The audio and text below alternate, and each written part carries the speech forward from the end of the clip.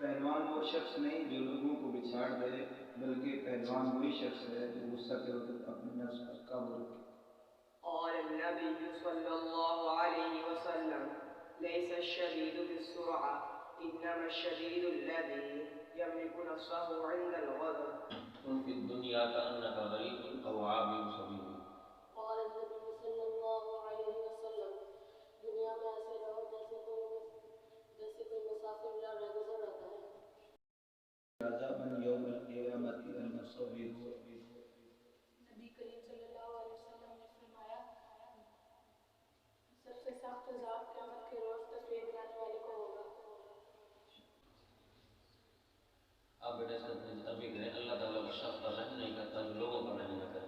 قال النبي صلى الله عليه وسلم لا يرحم الله من لا يرحم الناس۔ الجنة خاطئ قال النبي صلى الله عليه وسلم لا يدخل الجنة الكافر والرجل المؤمن۔ قال بالنيات قال النبي صلى الله عليه وسلم إنما الأعمال بالنيات سارے مال بذات نیت ہے۔ لا يدخل الجنة قطار۔ قال النبي صلى الله عليه وسلم لا يدخل الجنة قطار يخرج من النار۔ لا يدخل الجنة قطار يخرج من عجل۔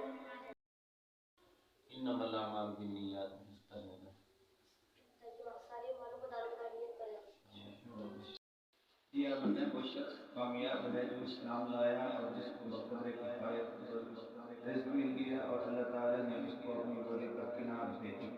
قال النبي صلى الله عليه وسلم الإنسان حسن ورزق سفاهة لكن والله ما أتى۔